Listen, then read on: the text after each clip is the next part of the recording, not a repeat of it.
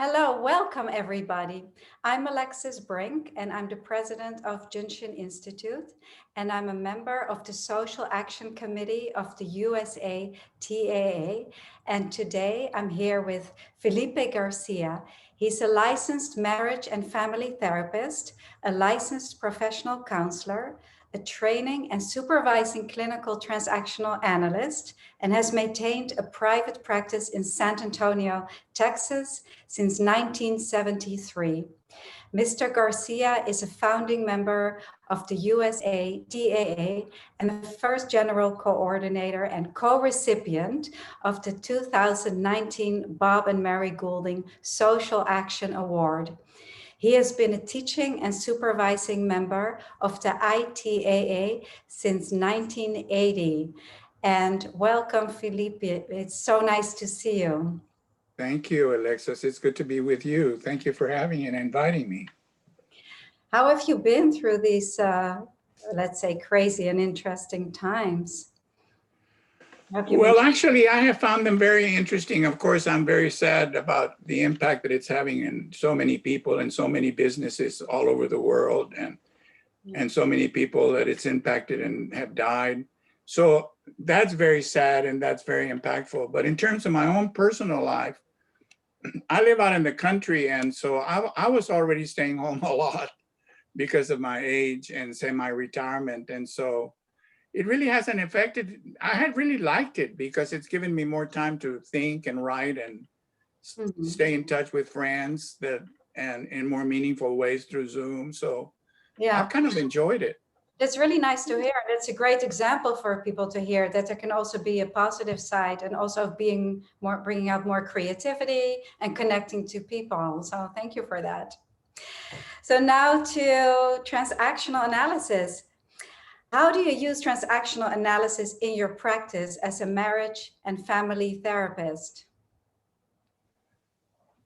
Well, you know, that's a years, that question takes years to answer, but I'll try to do it briefly, because there's so much in TA that you can use and rather than just marriage counseling or therapy, it's relational therapy. So it can be a couple, or it can be a son and father, or a mother and daughter, or mother and son, or it can be two people in business. So it's relational therapy, and how to use it.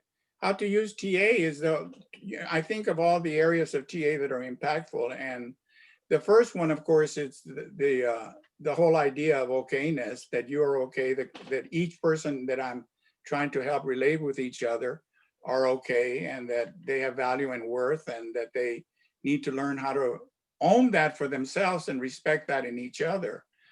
And TA work always starts with a contract. You know, what do you want? What's the problem? What's your goal? And I listen I listen a lot in that question, what's your goal? Because some people come because they really do want to work out the problems and get along better. And when I work with those people, which is the ones I like to work with, then there's a goal that we can all cooperate and find ways to get the relationship to working better. Sometimes people are wanting to blame each other and need somebody a referee that's going to take their side. And I'm always careful to make sure to avoid that refereeing taking sides places, and invite them into identifying and learning and understanding that a relationship is made of two individual people, and each person has their own contribution to the problem in some way. And so identifying how they contribute is useful. And very often, if not always, most of the problems for each of the parties in the relationship date back to family of origin issues. And so making that connection, of course, is useful using TA in terms of script analysis, and script analysis through game analysis, ego state analysis, and racket analysis. So in applying all of those, and I find it very useful in working with couples to introduce them to their child, or have them re-own and remember their child ego state, because that's really the motivator of the whole system. And so the child ego state is very important in relationships because it's where the feelings are, it's where the needs and wants are. So getting them in touch with their own child ego state and learning to listen and understand each other's child ego state leads to what are some of the target strokes and target discounts that are being used in the a relationship. Very often the target discount is the thing that the other person does that is very hurtful. And it usually is because it has a history of that was very hurtful in relationship to either a sibling or a parent. So do you explain all these concepts to them when you work with them? Absolutely. Yeah. Yeah. TA therapists always have a blackboard and always have the 3 circles and always uses angles and triangles. But I do that's the cognitive work, but I do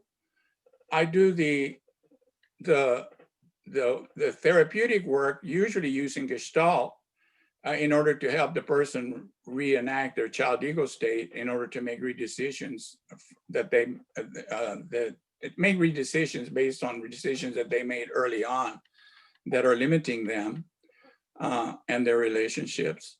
So yes. Is Gestalt is slightly different from TA? Is that like the exercises or?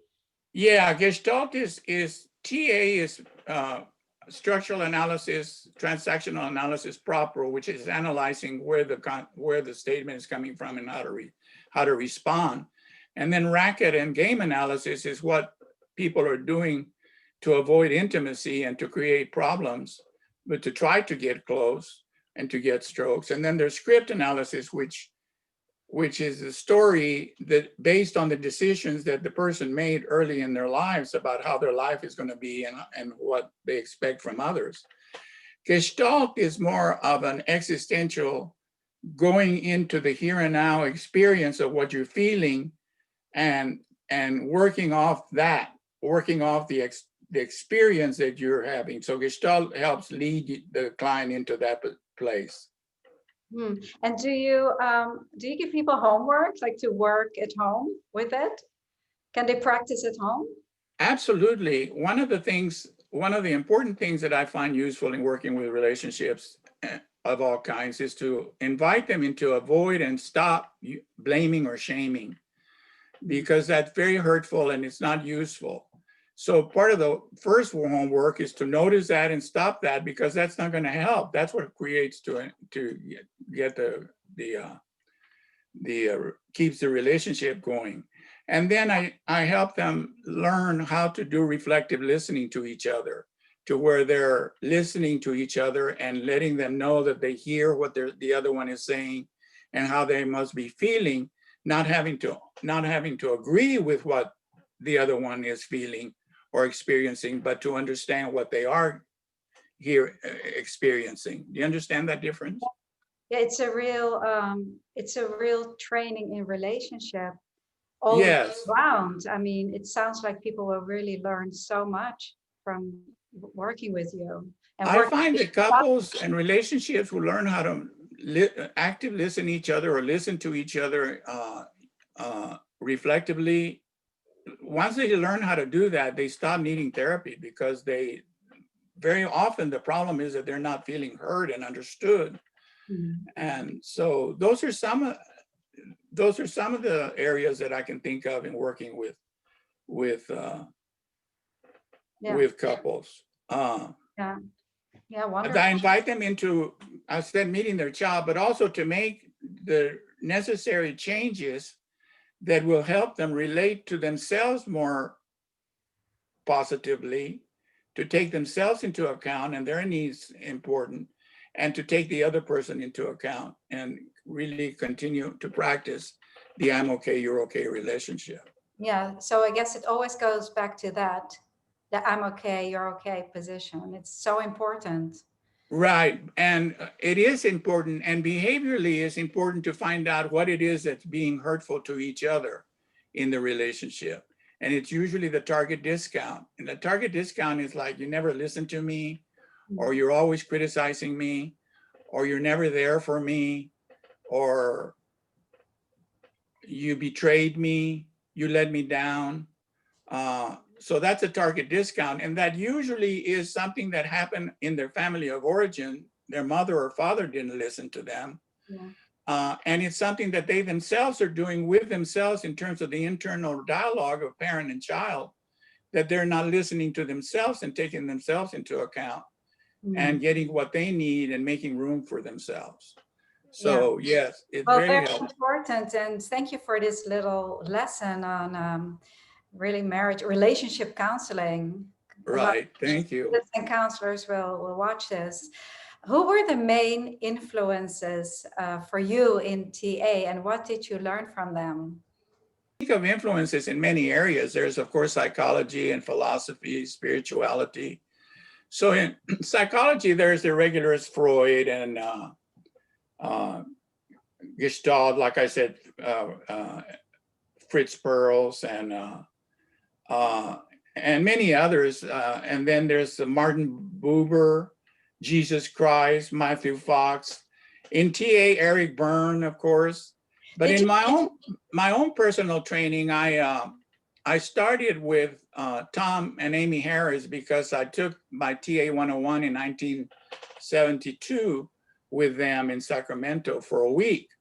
And that was my first exposure after having read the book, I'm Okay, You're Okay. And then I got into the book of what do you say after you say hello, and found a training group here in San Antonio with John Gladfelter, who was a psychologist from Dallas.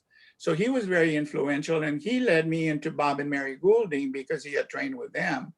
So I trained with Bob and Mary Goulding in redecision therapy, and I spent a lot of time also at Cathexis Institute learning the whole concept of passivity confrontation.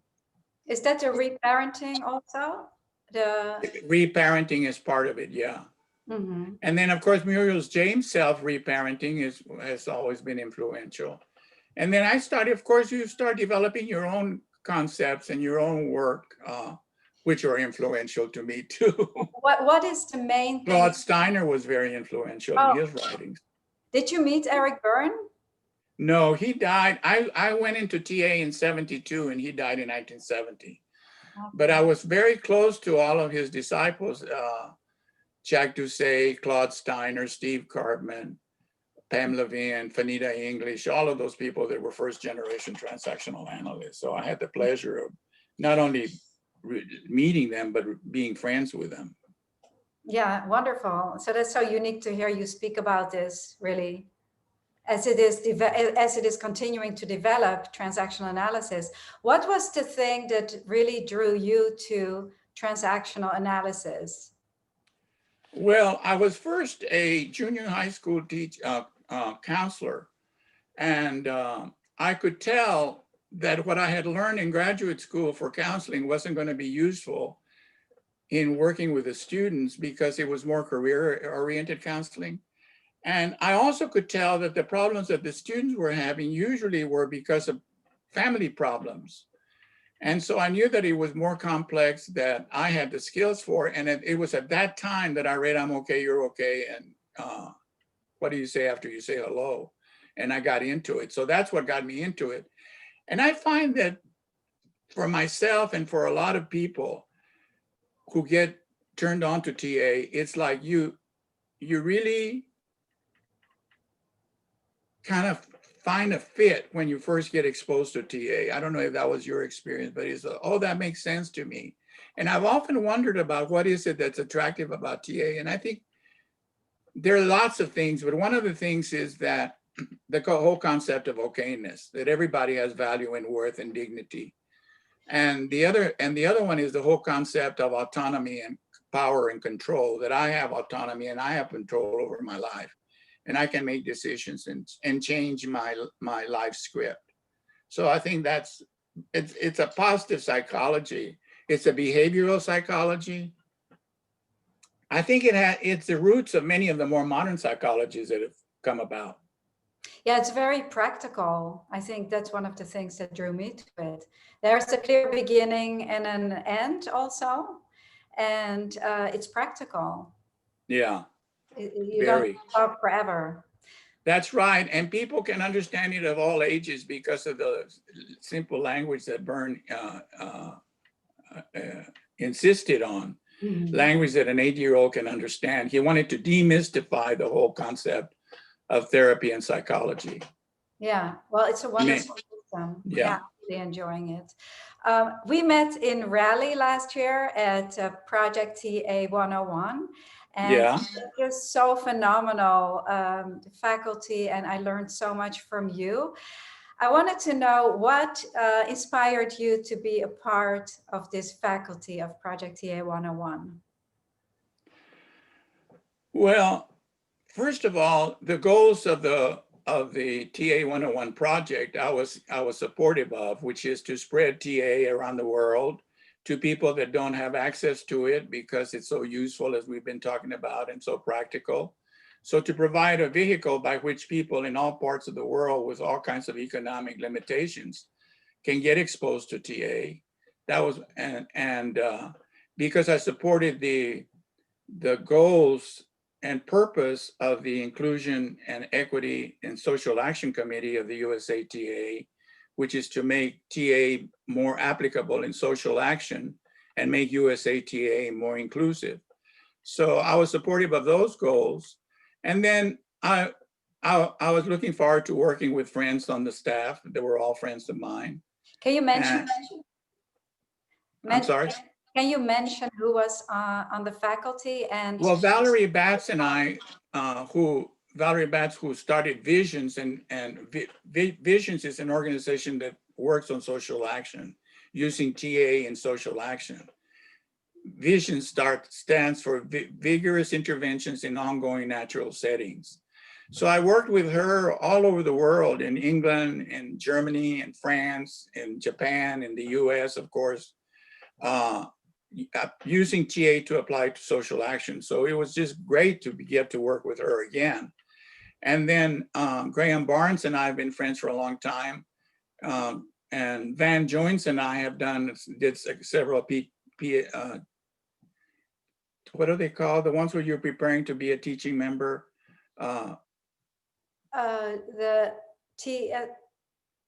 It's called, when you become a provisional clinical member, a provisional teaching member. TSTA? Training Endorsement Workshop, TEW. Van and I have done several TEWs together. I'm just getting used to all the languaging. There's so many TS, I'm learning stuff. Yes. So it was, in summary, it was because I supported the committee and I supported its work. I was excited about spreading TA in ways that it wouldn't get to otherwise, and to work with my friends on the staff. Yeah, it was a really special group, and I was there. It was my first introduction to it, really. Oh. And yeah, it was phenomenal. And right now, studying myself as a TAP with Marion Weisberg, who you know very well also. Oh yeah, that should be fun. Yeah, to prepare for my TAP lessons, I go back to Project TA101 and I listen to you and Van and Valerie, and that's how I prepare for my lessons with her. So that's really great. And it was such a diverse group of people. Remember, with all the people that Valerie Batts brought in. What was your experience teaching this group? Well, I'll go to that question. But before that, I want to ask you, when you go to the Project TA101, I have trouble. Do you go to whatever section you want? Because my experience is that just a section comes up and I can't look for the one I want to hear. Yeah, so, well, I had sent you a link, hoping that would resolve it, but maybe. Oh, you did? Yeah, I did send you a link. Do you have anything? Okay, well, we'll do that on the side. My technical supports may have. Yeah, for the YouTube. So yeah, I'll send it to you again, and then you see all the modules and you click on it. But that's a good point. Maybe you can actually take a look at it and see. Right, because people who are listening to this may have the same problem that I've been having. Exactly. So Lola, if you can find out, yeah, she's going to look into it. If you just go to the channel, I think I agree with you. I had a hard time in the beginning too with it. Okay, in terms of what was my experience in working with this diverse group, yeah, it was wonderful. I loved the group. it was so diverse in terms of age and gender and sexual orientation and experience and profession. So it was very wonderful. I really enjoyed it. And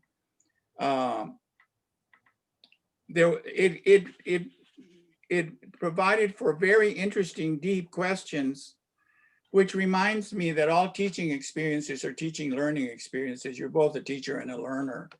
And because of the deep, interesting questions that that group brought up, as usual in groups, it makes me think and learn more. So I found that very rewarding. And it was very exuberating. Mhm. It was Yeah, there great. were a lot of young people, and so now it's really for somebody like you who has been doing this so long to bring it into the next generation. And I Yeah. was wondering if you see any major differences from what it was then in the 70s when you started to what TA is today. Oh, there is a big difference. The basic fundamental of it is still the basic fundamental of it. The TA101 material is still the basis of TA. But there's been a lot of expansion in the theories in many different ways, in relational theory, integrative theory. There's been a great growth of the depth of the concepts, and it keeps evolving. And the other thing about the diversity of the group that I want to say is that there were people in that group who have been transactional analysts for a long time, practice it and teach it, and still they were in the group. And which reminds me that transactional analysis concepts continue to be learnable, that there's a lot of depth to them. And so you learn them at one level, but then you go back to the same concept and get another level and a deeper level. And so transactional analysis is a theory about personality and communication. So the more you apply it, the more you learn it and its possibilities. It seems like there's a pretty big techniques and terminology to it, because now that I'm studying it, to see it in action is really interesting to watch, because we do see it in our own lives and around us, and then culturally and socially. And so I was wondering, what is the relationship between social action and transactional analysis, and how can social action be recognized and expressed through TA? Well, social action is activity in support of or confront an issue or some, and in this case, social action means that we want to make the world and the ITAA and the world more inclusive, more equitable, and less oppressive and less racial and sexist and homophobic and ageism and all of those, confront all of those. That social action in this case means working at impacting the world or relationships or businesses, companies, or people to notice how they're being oppressive or non-inclusive, and invite them to examine what that's about using transactional analysis and make changes that are going to impact the support of multiculturalism and inclusion. So that's social. Excuse me. Go ahead. What? Sorry. Now, I was wondering if you can give an example of the I'm okay, you're okay model within social action, within social, in cultures and social. Well, the whole work of inclusion and multiculturalism is based on I'm okay, you're okay, is to treat everybody as the same and equal in terms of dignity and worth and value. And so the whole idea of being inclusive and multicultural means that people are okay. And that's why TA is so useful in social actions, because TA can be applied at the individual personal level to make personal awarenesses and changes. It can operate at the interpersonal level, which is relational, And it can work at the systemic or organizational level to make changes that impact a whole organization or a whole government, to change. And it can also be used to change culture and beliefs through the same kind of work in terms of decontamination work of the ego states and the kinds of strokes that are being utilized and which are useful and helpful and which contribute to exclusion. So transactional analysis is very useful in doing social action. Mm-hmm. Yeah. So I'm on the committee now, so I'm going to help moving it forward. And thank you so much for your very wise and wonderful words. And everybody can go and see you on this Project TA101 on YouTube. Felipe is there teaching, and it's accessible to everybody. And I also have a website called winningtogether.org, which is about equity and inclusion and confronting competitive behaviors. That also explains a lot about how TA can influence social action. Okay, so yeah, we can put a link for people so they can go there when we post this. Winningtogether.org. Winningtogether.org? Yeah. Okay, I've looked at it, yes. Very wonderful, yeah. Thank you. Thank you, Alexis. Thank you so much, Felipe. And it was really nice to talk to you, and hopefully we'll meet again soon. Hopefully. Thank you. And you stay safe. You too, Felipe. Stay healthy. Bye-bye. Bye-bye.